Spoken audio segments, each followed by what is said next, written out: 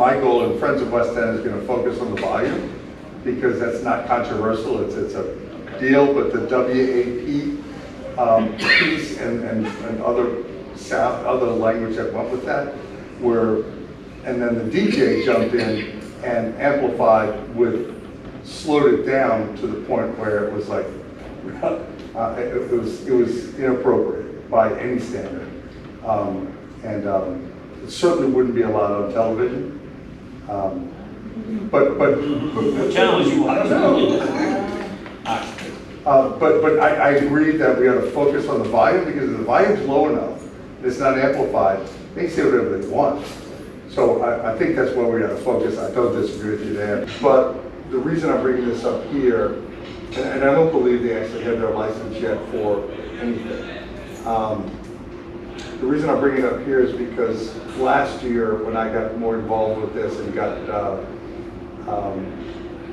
dealt with Jerusso's office, Councilman Jerusso's office, I was told that the reason that we had such a problem taking the music down a level at the Oyster restaurant was because there was, quote, one crazy lady making all the complaints.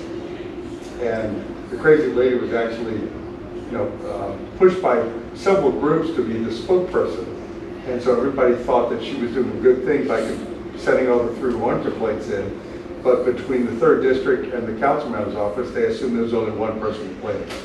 So, spoken to several stakeholders at Friends of West End, including JVs and boathouses, condos, everything, and it was a total shock for everybody.